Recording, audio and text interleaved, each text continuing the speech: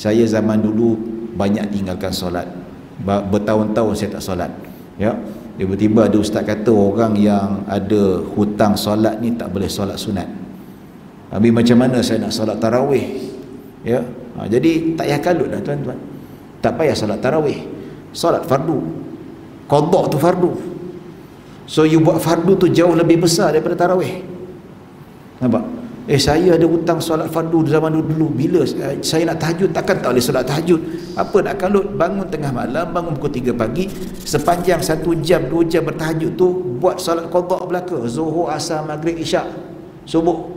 Apa susah? Boleh ke tak? Boleh. Habis macam mana pahala? You buat qada jauh lebih besar daripada solat tahajud malam.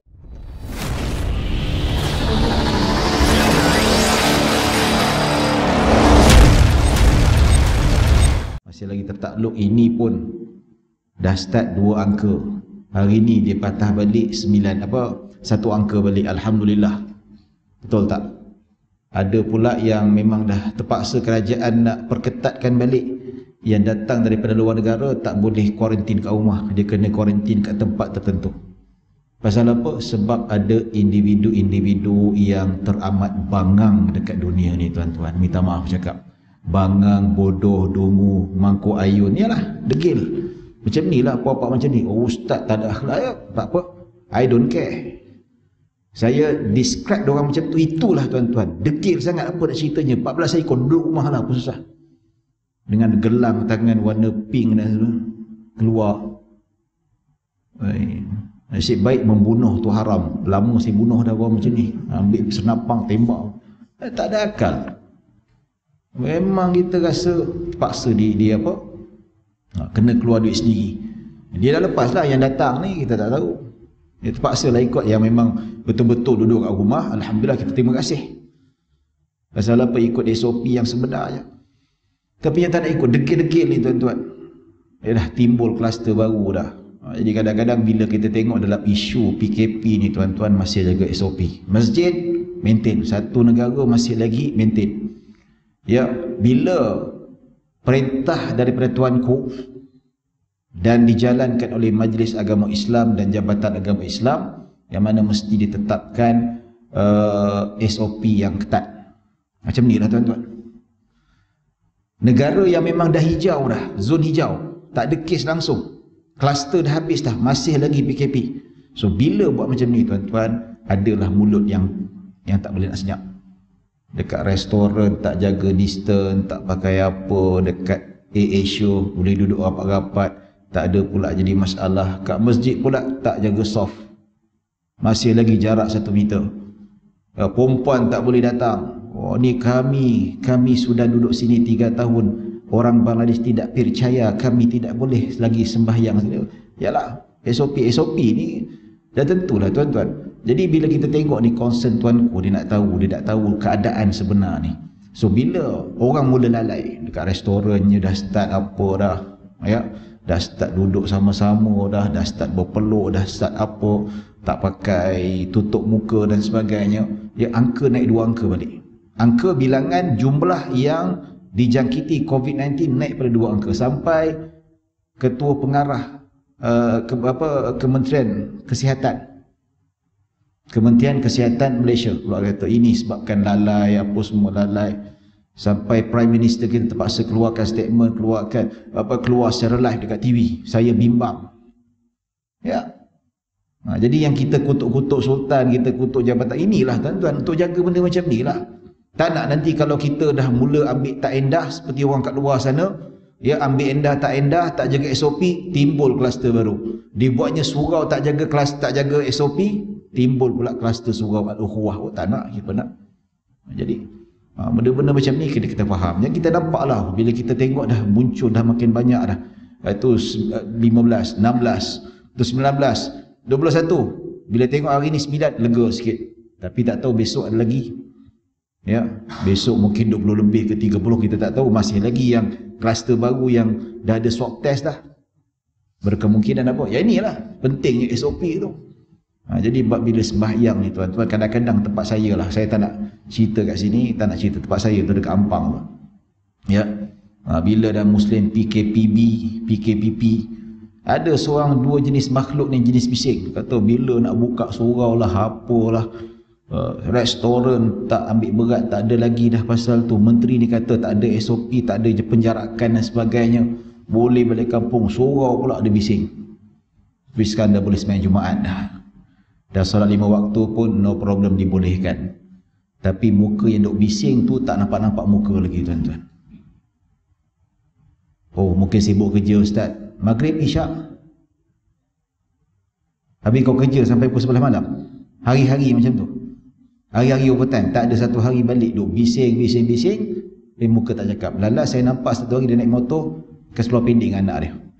Anak duduk depan ke seluar pendek. Oh kau ini bising ni. Dia nampak saya jogging kat jalan tu, dia macam nampak tak perasan. Sebab ke seluar pendek. Muka tu jugalah yang bising dekat dalam grup. Surau tak nampak. Ada. Yalah yang bising tu ada yang memang kaki masjid. Itu tak apalah. At least kalau dia bising tu kita faham lah. Memang dia tu hatinya tertakluk, terikat pada masjid dan surau. Kita faham. At least dia bising, dia datang surau, datang masjid. Ini cakap tak seluruh bikin. Jadi inilah tuan-tuan dan puan-puan rahmati Allah Subhanahu Wa Taala. Pada hakikatnya saya ni cerita bukan apa. Nasihat pada diri saya sendiri. Nasihat pada anak-anak saya. Nasihat pada tuan-tuan dan puan-puan rahmati Allah Subhanahu Wa Taala. Tapi lebih pada saya lah. Pasal apa dekat luar sana masih lagi ada yang kita tak tahu yang bawa virus ini, kita tak tahu. Sebab apa? Virus ni memang yang mana kalau kita lihat majoriti pembawa COVID-19 tidak ada simptom. Majoriti, nampak tak? Jadi inilah yang kita kata musuh dalam selimut. So bila musuh dalam selimut, pepatah ni kata jaga-jaga tu kena ada tuan-tuan. Ya, jaga-jaga kena ada. Ya, tapi itulah kita kadang-kadang bila sebut pasal SOP ni lah, kadang-kadang ialah ada kawan saya duk bergaduh lah musim PKPP ni kan. Ya, kadang-kadang kita kata tu ialah AJK surau bukan sini lah. Kita tu saya nasihatkan, kata janganlah lurus bendul sangat. Betul tak? Kadang-kadang yang kata memang nak singgah masuk semayang, ialah singgah kat luar tu pun tak boleh. Ada kawan saya cerita dia juga saya, Ustaz saya bawa kain serban macam tu lah nak masuk semayang Jumaat. Ada seorang AJK dia kata Ustaz bawa sejadah. Ini kain serban, kata tak, SOP kata sejadah Ustaz. Demi Allah bukan cerita bohong. Ya, dia kata kita ni sejadah ni nak tutup supaya masjid dengan surau tidaklah setiap kali habis solat nak kena sanitize. Betul tak? Bila kita sujud, nafas kita ni memang mulut dengan hidung ni memang senang dia memindahkan virus tu. So bila kita pakai tu, kena kat kapek kita je lah. Tak kena kepada kapek surau. Itu saja. Jadi kain serban okey lah. Towel ke kain batik. Tapi jangan buat kain batik bini. Nampak sangat dia tak? Ya, kalau tak ada kain batik pun okey lah. Ada orang kat tempat saya tu dia kain pelikat. Okey tak apa lah, no problem lah. Dia kata tak boleh Ustaz. Tuan balik ambil sejadah. Ada bising dekat dalam grup, dia kata ini, dia kata lembu lebih bijak, dia kata. Dia kata, oh you juga marah. Kata saya lembu, ya betul lah, lembu lagi bijak. Lembu tak bodoh macam ni. Itu kadang-kadang ada yang jenis CJK macam tu, dia memang menyusah. Kalau kita nak sampaikan dari segi sudut matlamat yang kita nak sampai. Sebab itu dalam hadis Nabi SAW. Bismillah. Dalam hadis Nabi sebut laula an yashqa ala ummati la amartuhum bisiwak 'inda kulli alwudu' wa fi riwayah wa bi kulli salah. Dalam hadis Nabi kata kalaulah tidak menyusahkan umat aku, pasti aku perintahkan mereka bersiwak setiap kali berwudu. Setiap kali solat dalam riwayat yang lain. So kita disunatkan sebelum berwudu kita bersiwak. Dan sebelum kita salat, tak kira apa jenis salat sekalipun kita bersiwak. Hatta kalau nak sujud syukur sekalipun.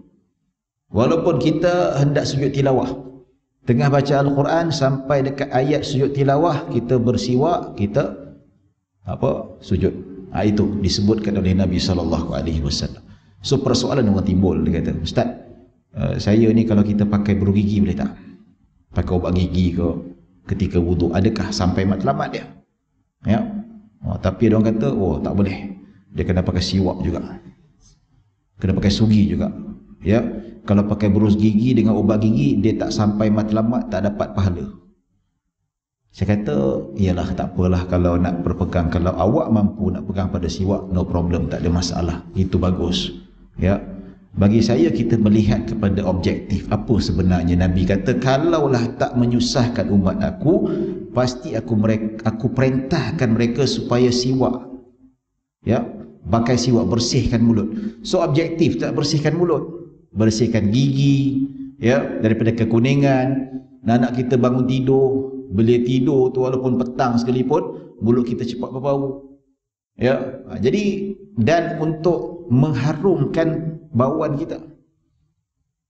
Jadi pak kata orang tu, kalau kita nak sampai matlamat yang seperti mana dihadiskan, jadi katanya Syekh Yusuf Al-Qaradawi rahimahullahu ta'ala, kata almarhum Syekh Wahab Az-Zuhaili, dia kata sebenarnya hadis ni melihat pada objektif apa yang dapat. Tak semesti menggunakan siwak ataupun sugi, asalkan apa saja boleh bersihkan mulut. Terus ketika wuduk kita gosok gigi, bersih-bersih, dah tu kita berwuduk, kita solat, dan solat dalam keadaan mulut kita bersih dan mulut kita wangi, sudah mencapai matlamat seperti mana Nabi kata, 2 rakaat bersama siwak lebih baik daripada 2 rakaat tanpa siwak sebanyak 70 kali ganda. Hadis hasan. Ya, Al-Imam Al-Munawi rahimahullah ta'ala, dia kata hadis ni sanadnya hasan, maksudnya sahih lah. Nabi kata 2 rakaat dengan siwak lebih baik daripada solat tanpa siwak sebanyak 70 kali ganda. Ulama kata maksudnya solat dalam keadaan mulut yang bersih, solat dalam keadaan mulut yang wangi lebih baik daripada solat tanpa kita tak bersihkan mulut kita, tanpa kita wangikan mulut kita sebanyak 70 kali ganda. Pahala dia, besar pahala dia. So tak kira lah objektif sampai tu kita nak gunakan wacana apa sekalipun. Nak pakai siwak, alhamdulillah silakan. Nak pakai ubat gigi, berus gigi, silakan. Kalau nak pakai yang gagal macam Colgate, Listerine tu, silakan, tak ada masalah. Ada yang kata, ustaz saya kalau pakai kumur-kumur ni tak power, saya lagi suka pakai yang lagi power. Apa dia? Saya kumur-kumur pakai Clorox. Itu, ya, saya kata itu confirm. Gigi putih. Bukan saja gigi putih, dengan gusi-gusi dan lidah-lidah sekali putih, saya kata. Ya. Maksudnya apalah, tak kisah pakai apa saja kan. Jadi itulah yang kita nak cerita tu, tak kisahlah pakai plekat ke, tak kisahlah pakai apa, serban ke, sejadah ke, tak ada masalah, okey je, no problem. Kadang-kadang kita tak faham hakikat sebenarnya lah. Jadi nak capai objektif, kita nak capai objektif tu sampai matlamat apa yang diperkenankan oleh kerajaan tentang SOP supaya kita tetapkan supaya apa, untuk menjaga maslahat kita juga.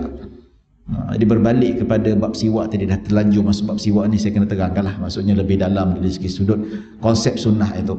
Ya, jadi sebelum orang kata benda ni tercetus dalam minda saya lah, bila kita tengok saya belajar dekat Mesir Al-Azhar kan, kita tengok pensyarah-pensyarah kita tak ada pun pakai siwak, tak ada pun pakai apa, selamba dia je.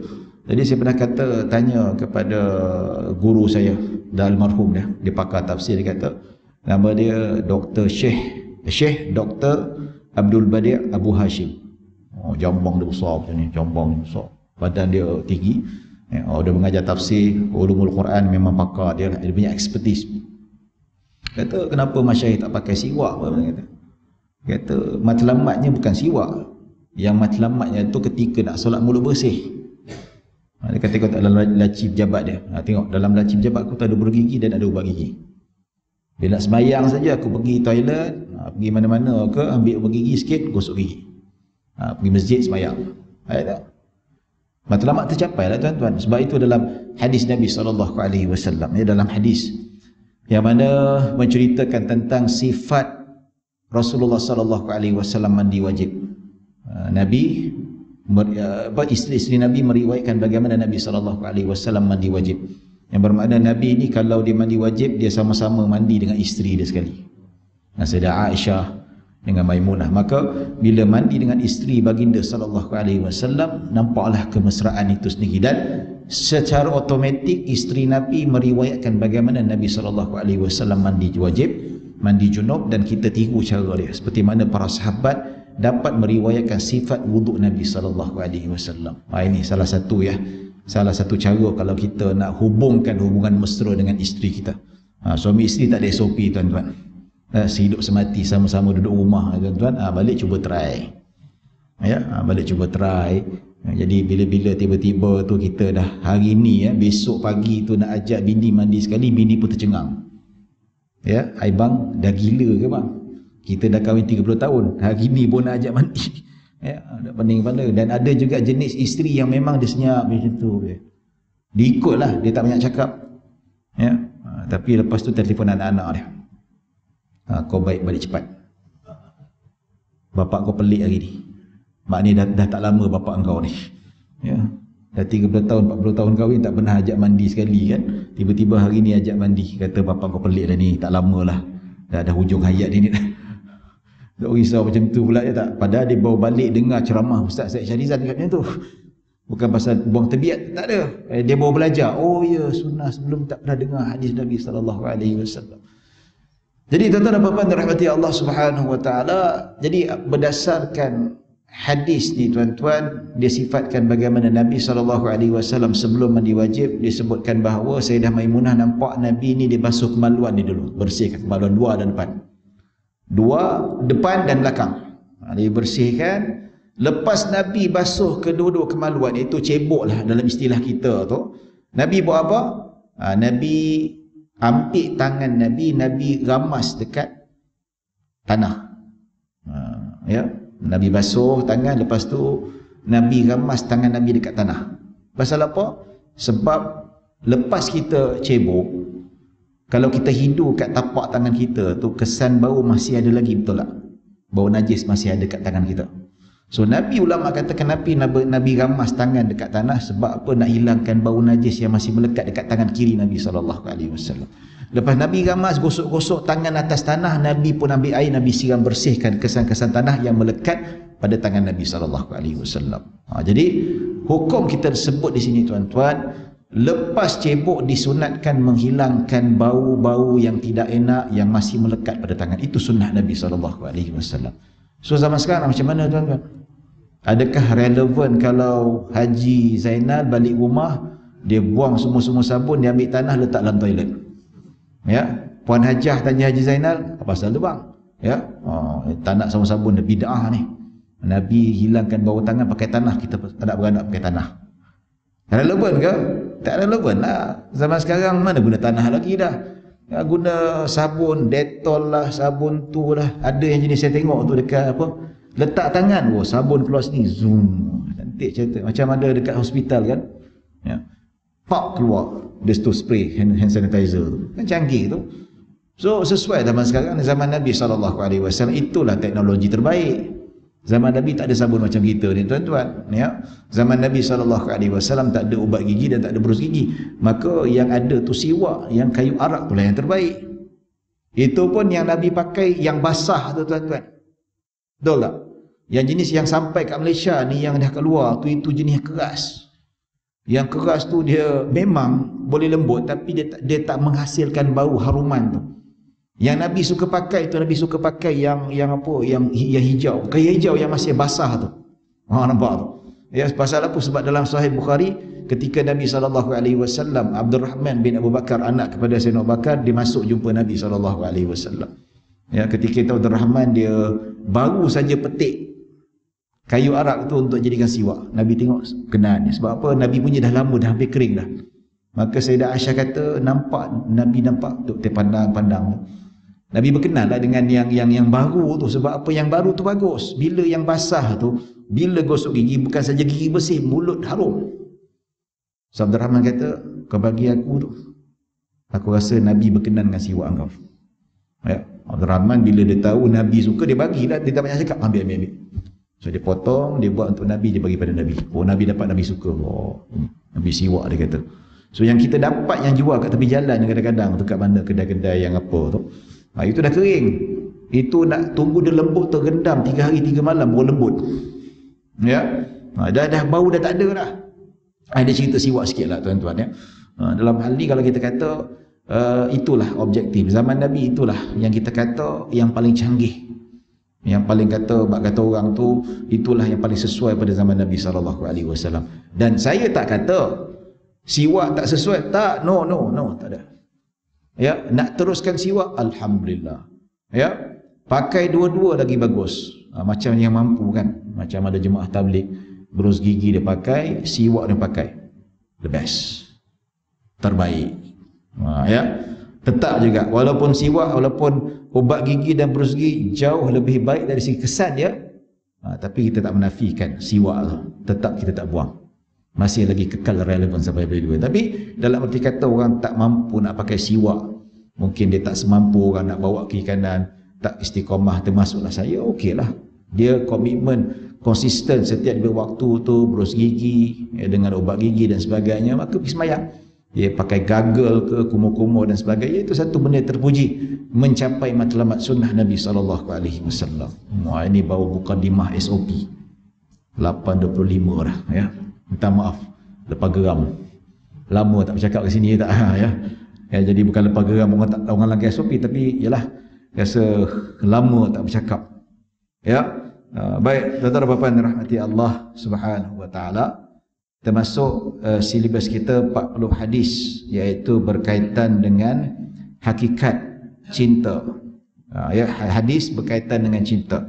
Pada pengajian yang lalu, iaitu Allah menceritakan, iaitu hadis yang ketujuh, yang mana hadis menceritakan man adali waliyan faqad azantu bil harb, iaitu yang mana Nabi SAW ceritakan tentang kedudukan wali ini. Wali ini kasih Allah Subhanahu wa taala, kita dah jelaskan. Ya, siapa yang memusuhi wali, duk menghina wali, menghina orang saleh, menghina ulama, orang alim, ya, menghina pemimpin yang adil, ya, maksudnya orang yang dekat pada Allah, yang dekat pada Rasulullah SAW, itulah wali Allah. So kita jangan memusuhi mereka, tuan-tuan. Jangan kita menafikan kebenaran yang ada pada mereka. Ya, kita tak nafikan orang saleh ini, ustaz sekalipun, ulama sekalipun, mereka tak leka daripada kesalahan. Mesti ada kesalahan, kesilapan itu biasa. Ya, tegur dengan cara yang baik, tegur cara yang berhikmah. Betul tak? Ya, macam mana kalau kita sebut tentang perkara inilah berkaitan dengan SOP ni, tuan-tuan.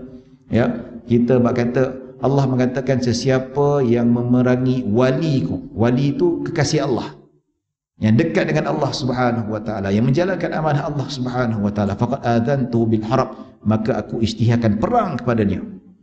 Tapi zaman sekarang ni orang yang duk kutuk ulama, yang duk kutuk apa, mufti keluarkan fatwa macam ni lah, keluarkan fatwa SOP lah, keluarkan fatwa tak boleh salat Jumaat kecuali dekat masjid sahaja. Wah, ini duk kutuk apalah begini begitu.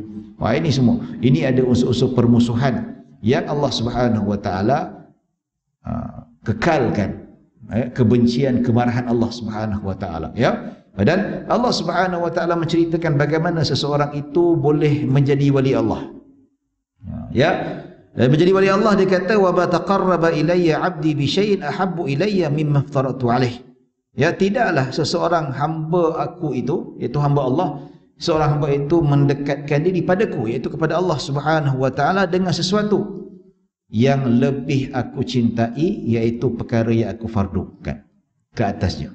Iaitu perkara yang aku fardukan ke atasnya, iaitu ke atas hamba-hamba Allah Subhanahu wa taala. Itulah yang mana syarat yang pertama sekali, iaitu tidak meninggalkan perkara-perkara yang fardu.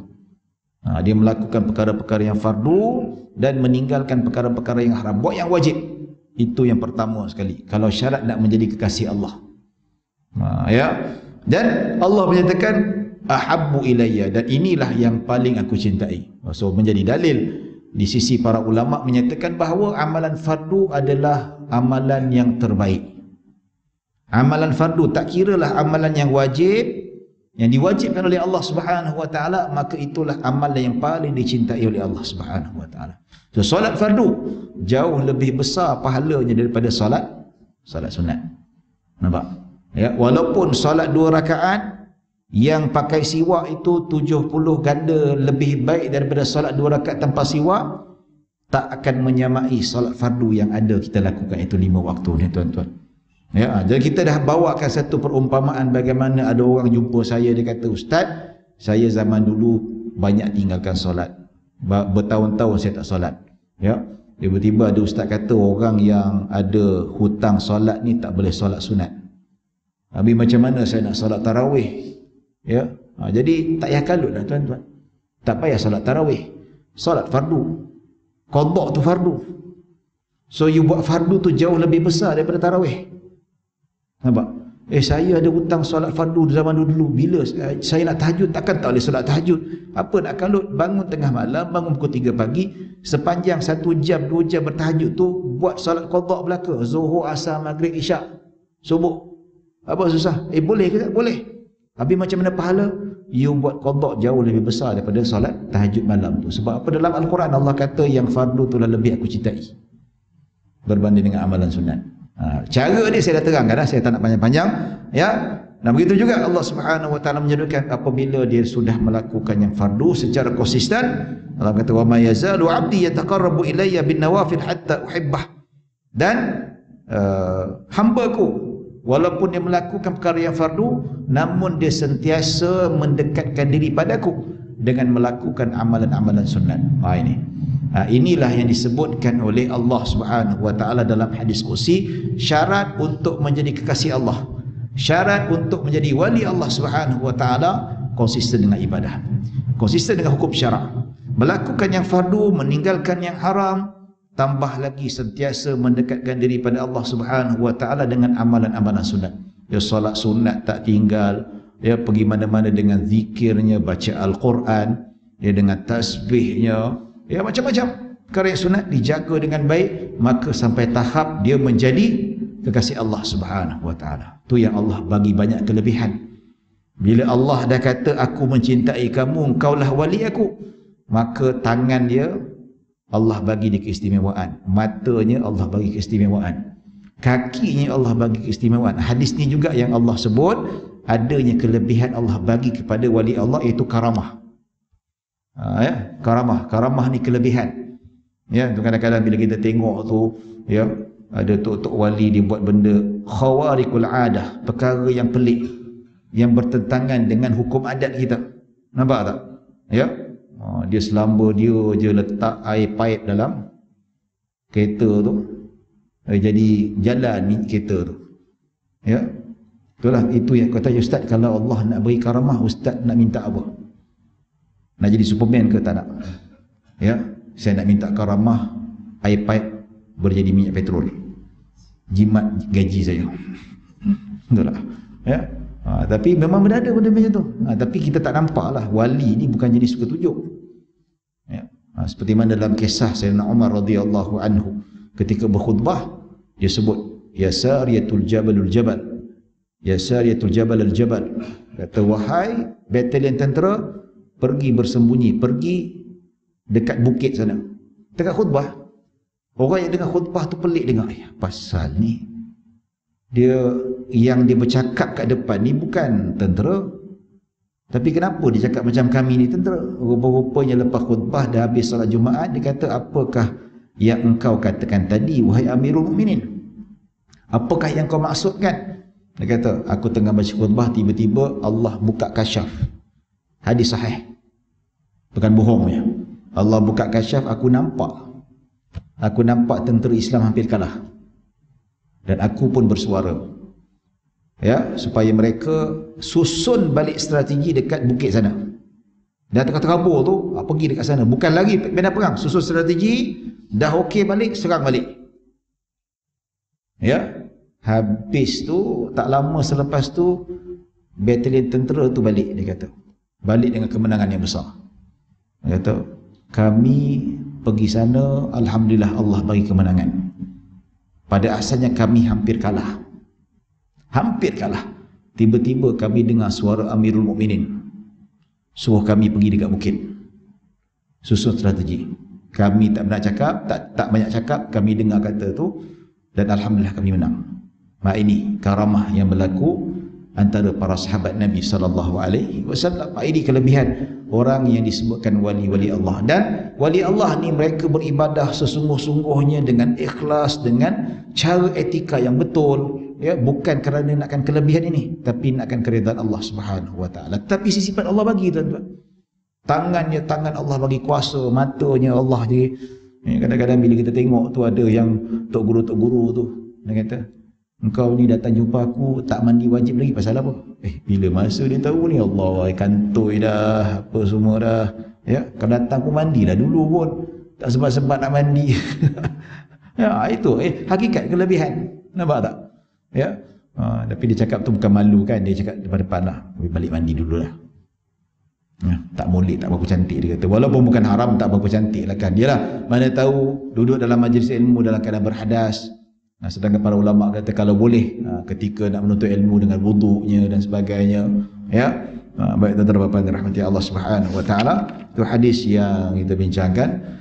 Ya, kita ada hadis yang baru, kita nak masuk hadis yang panjang, tapi kita bacalah apa yang sempatlah. Ya.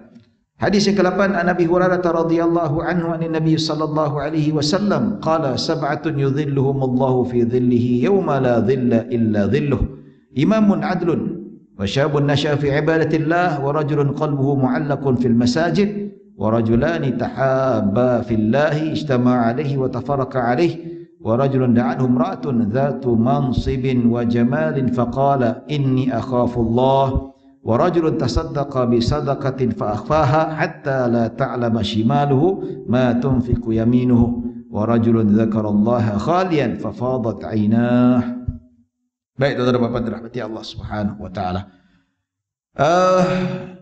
Abu Hurairah radhiyallahu anhu meriwayatkan bahawa Nabi sallallahu alaihi wasallam bersabda, 7 golongan yang Allah akan menaungi mereka pada hari yang tidak ada naungan selain naungan Allah Subhanahu wa taala. 7 golongan yang dapat naungan Allah, yang dapat payung Allah, yang dapat bayangan Allah. Maksudnya di sini dapat perlindungan daripada Allah Subhanahu wa taala, yang mana pada mahsyar nanti, iaitu pada hari kiamat, iaitu hari yang sangat menyeksakan. Saya dah ceritakan bagaimana sifat padang mahsyar itu sendiri, matahari sangat dekat kat kepala kita, panas sangat-sangat. Ya, yang panas sampai mencurah-curah kita punya peluh tu, sehingga ada yang peluhnya mesti membanjiri tubuh badannya. Ada yang Nabi kata peluh sampai ke hidung, fa'al jamahu iljaman, tak boleh nak bernafas. Dan riwayat Hakim disebutkan bagian peluh tu sampai menenggelamkan sampai ke kepala, nampak tangan saja punya panas tuan-tuan. Jadi Nabi kata 7 golongan yang terselamat daripada panas matahari dan siksaan padang mahsyar. 7 golongan. Siapakah 7 golongan ini mendapat naungan Allah, mendapat payung Allah Subhanahu wa taala, yang payung yang sangat dingin, yang sangat sejuk, yang tak terasa sedikit pun panas. Nikmat yang paling besar iaitu payung Allah Subhanahu wa taala. Bukan payung emas. Payung emas tak ada. Payung emas mana dia dapat pun tak tahulah. Ya. Ni alasan nak kahwin 2, nak kahwin 3, kau kahwin lah, tak payah guna hujah payung emas. Payung tak ada hadis tuan-tuan ya. Ya, tak tahu mana dia dapat. Baik, pertama, pemimpin yang adil. Pemimpin yang adil apa? Adil ni maksudnya meletakkan sesuatu pada tempatnya, sesuai pada tempatnya. Ya. Maksudnya adil ini melihat sesuatu pada tempatnya. Sesuatu pada tempat apa? Contoh kalau kita 3 orang anak, ada 3 orang anak, yang pertama berat dia, yang sulung tu berat dia 90 kg. Yang nombor 2 berat dia 60 kg. Yang kecil sekali 40 kg. Kita nak rasa sebut keadilan tu bukan sama rata. Sama rata kena semua saiz sama. Betul tak? Yang abang long tu double ataupun triple XL, kena ke adik yang bongsu tu pakai t-shirt macam jubah jadi dia. Kan tak kena? Betul tak? Cuba kalau yang 3 beli satu saiz, yang kecil tu pakai saiz S. So yang tengah, yang sulung tu pun saiz S. Apa rupanya? Kesian. Betul tak? Jadi adil ni maksudnya meletakkan sesuatu pada tempatnya. Yang sulung double atau triple XL, yang tengah tu L, yang kecil sekali M atau S. Okey, sesuai pakai. Itu adil nama dia. So meletakkan sesuatu pada tempatnya. Itu bertindak adil. Ya, orang yang lakukan zalim, kita bagi dia hukuman, walaupun dia saudara kita sekalipun, walaupun adik-beradik dengan kita sekalipun, melaksanakan hukum Allah, melaksanakan hukum Islam, itu meletakkan sesuatu pada tempatnya. Ya, membasmi kejahatan, ya, melunaskan hak-haknya, melunaskan hak rakyat. Bukan sekadar nak kata orang nak jadi pemimpin untuk memenuhi poket sendiri dan sebagainya, jadi kaya. Itu bukan ciri-ciri pemimpin yang adil. Ya, pemimpin yang adil iaitu meletakkan syariat Allah melalui kepimpinan. Itu paling adil sekali. Ya, itu. Ya, Mas letakkan kepimpinan Allah, hukum Allah di atas kepimpinannya melalui kepimpinan ke atas umat Islam itu sendiri. Itu yang paling adil. Kalau tak ada, itu tidak dinamakan adil yang sempurna. Kedua, siapa? Pemuda yang membesar dalam keadaan melazimi ibadah pada Allah Subhanahu wa taala. Ini. Pasal apa Nabi sebut orang muda yang membesar dalam keadaan beribadah pada Allah Subhanahu wa taala? Pasal apa Nabi sebut? Sebab Nabi seolah-olah boleh baca pada masa akan datang akan wujud sekelompok manusia ataupun golongan manusia akhir zaman yang mana yang reti beribadah, yang kuat beribadah orang-orang yang sudah veteran. Mungkin 40 tahun ke atas, 50 tahun ke atas. Yang muda-muda dijarang tuan-tuan. Yang tak sembahyang, apatah lagi yang tak berjemaah kat masjid, yang tak minat dengan majlis ilmu dan sebagainya. Ya, ada gambar, mungkin tuan-tuan dapat jugalah gambar yang mana kita tengok ya. Sebenarnya pemuda yang dibangkitkan, dibesarkan dengan melazimi ibadah pada Allah Subhanahu wa taala, nak tak nak kita tak boleh nafikan dia memang berasal daripada rumah, betul tak? Ya, berasal daripada rumah. Iaitu rumahlah yang membentuknya, iaitu mak bapak. Yang mana Nabi SAW menyebut kullul mauludi yuladu ala fitrah. Setiap bayi yang dilahirkan lahir secara fitrah, bersih, putih. Fa abawahu yuhawidani aw yunassirani aw yumajjisani. Maka kedua ibu bapanya lah yang menentukan anak dia siapa. Yahudi ke, Nasrani ke, ataupun Majusi. Mak bapak lah yang tentukan dia Muslim IC sahaja ke Muslim yang betul-betul menghayati Islam. Bermula daripada rumah. Ada gambar dekat WhatsApp tu yang saya dapat, dia kata inilah kesan didikan mak bapak yang tak ambil endah tentang pendidikan anak-anak. Ya. Ada segujur mayat yang mati, orang lain semua baca Yasin, anak dia yang lebih kurang dalam belasan tahun, mungkin 12 tahun, 13 tahun, ya, pegang handset. Pegang handset bukan baca aplikasi Al-Quran, dia main PUBG. Ada gambar tu tuan-tuan. Dia punya bapa ke mak mati, bukan dia baca Yasin, dia main game PUBG. Nampak tak? So apa cerita ni tu? Orang ambil gambar lah. Nampak gambar tu. Oh, patut bapa kau mati, kau bacakan Yasin, bacakan Al-Quran, sedekahkan pahala untuk dia. Tapi dalam keadaan sedih tu masih lagi ketagih main game. Tak tahu juga kita pun, Allahu Akbar, benda-benda macam ni. Ya. 2-3 hari lepas saya pergi dekat Seri Petaling, ada jumpa sahabat saya. Ya. Nak cerita pasal game lah ketagih ni tuan-tuan. Ya. Sahabat saya di Karkun, kita jumpa, ada bisnes sikit lah, jumpa makan. Ada juga kedai mamak tu, adalah seorang dua pemuda lebih kurang dalam awal 20-an, pakai baju Karkun lah. Ya. Dia tengok 2-3 orang main game rupanya. Saya bukan nak menghinakan tabligh, tak ada. Saya puji golongan tabligh, alhamdulillah. Banyak usaha yang mereka mampu buat, kita tak mampu buat. Ya. Tapi nak cerita ni, ketagih game ni, ada segelintir puak-puak kena juga tuan-tuan. Ingat tak ada ustaz main PUBG? Ada. Kita tak tahu ya tuan-tuan. Ada ustaz-ustaz yang ketagih PUBG. Ceramah, pam-pum balik rumah main PUBG. Pergi dah. Betul. So saya nak kata no, game-game ni semua Netflix apa ketagih ni. Allahu Akbar. Kita demi Allah depan mata saya ustaz main motor macam ni. Duk meeting jumpa-jumpa ustaz, dia duduk kita apa semua. Rupanya main PUBG, nampak? Allahu Akbar. Buang masa, buang duit, baik dimanfaatkan masa tu dengan tu. Jadi inilah tuan-tuan, ya, golongan yang mendapat naungan Allah dekat akhirat nanti, yang mana hidupnya dibesarkan dengan ibadah. Tak melakukan perkara-perkara yang lawak, tahu hakikat bila masuk waktu sembahyang. Ya, pengalaman saya pernah duduk kat UK ni tuan-tuan, ada seorang kakak ni dia orang Malaysia lah. Asalnya dia belajar, dia ada doctorate, tapi dia breach contract lah, dia tak nak duduk kat Malaysia lagi, dia bayar pampasan, ya. Tapi dia kahwin dengan Mak Saleh Muslim, tapi yang convert yang baik punya, yang baik. Datang ziarah rumah ni saya dengan isteri dia. So rumah dia tu ada jam azan. So dia set up jam tu ikut waktu solat dekat, ikut Manchester punya lah kan. Ya. Masya Allah, anak lelaki dia 3-4 orang. Bila jam tu bunyi azan saja, anak-anak ada 3-4 orang lelaki tu, hatta yang umur sekolah rendah tu, masing-masing duk ambil jaket, dia ambil kopiah, ya, dan bapak dia pajak, shall we go to the masjid? Kata jom. Anak dia bangun sendiri, tuan-tuan.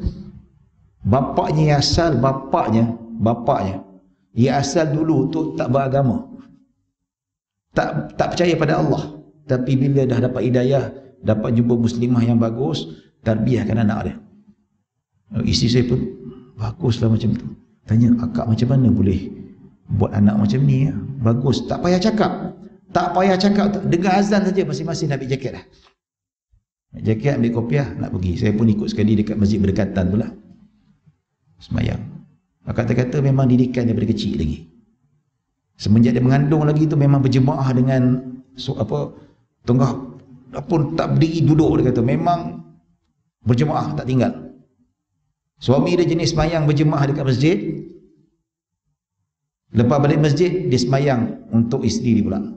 Maksudnya setiap waktu dia akan solat 2 kali. Boleh tak? Boleh. Sebab apa? Perkara ni pernah dilakukan oleh Muaz bin Jabal radhiyallahu anhu. Muaz bin Jabal solat Isya dekat Masjid Nabawi bersama Rasulullah sallallahu alaihi wasallam. Lepas habis salam, dia pun bangkit, bangun, naik dia punya kuda ke, naik keldai dia, balik kat kampung dia, hujung Madinah. Orang kampung di kabilah dia baru masuk Islam, tak ada siapa yang reti jadi imam. So dia jadi imam untuk orang kampung dia. So dia solat Isyak 2 kali. So itulah yang suami dia buat, sembahyang dekat masjid, lepas sembahyang katakanlah asar, balik rumah sembahyang dengan isteri pula, berjemaah. Semua anak macam tu. So dia kata, alhamdulillah anak saya jadi dah terlali dengan berjemaah. Tak payah cakap, tuan-tuan, tak payah cakap. So datang waktu asar ni, tuan-tuan, balik duduk, lepas tu dia ajak tunggu makan isyak malam sekali, ya rancak berborak. Maghrib pun macam tu juga. Kata tengok maghrib macam mana, pun sama juga. Azan, zak, ambil baju nak pergi. Isyak pun sama juga. Ya, lepas isyak duduk makan. Bodoh lah. Best betul. Ini didikan dekat rumah, tuan-tuan, ya. Baik, ya, kita sempat bincang 2 siapa yang mendapat tu, ya. Yang ke-4, 5, 6, 7 tu insya-Allah kita akan bincang pada bulan hadapan insya-Allah. Ya, untuk kita lengkapkan. Kalau kita sambung hadis ni, tak ikut SOP dah. Ya, terus kita anjakkan solat Isyak tu dengan solat tahajud sekali, tuan-tuan. Ya, jadi kita berhenti setakat ini saja dulu. Waktu pun dah masuk. Kita kena hormat SOP yang telah ditetapkan oleh kerajaan. Maka saya mohon maaf kalau ada salah silap, kalau kekurangan yang baik hanya daripada Allah Subhanahu wa taala. Kurangan kesilapan datang daripada diri saya sendiri. Aku qauli hadza wa astaghfirullahal azim li wa lakum wa lisa'iril muslimina wal muslimat wal mu'minina wal mu'minat. Bismillahirrahmanirrahim. Allahumma ja'al jam'ana hadza jam'an marhuma wa tafarruqana min ba'di tafarruqan ma'suma. Allahumma la tada' fi maqamina hadza ma la ghafarta wa la hamman illa farajta wa la dayna illa qadaita wa la maridan illa shafaita wa la hajata min hawaij ad-dunya wal akhirati illa qadaitaha ya rabbal alamin. Sallallahu ala sayyidina Muhammadin wa ala alihi wa sahbihi wasallam. Alhamdulillah rabbil alamin. Assalamualaikum warahmatullahi wabarakatuh.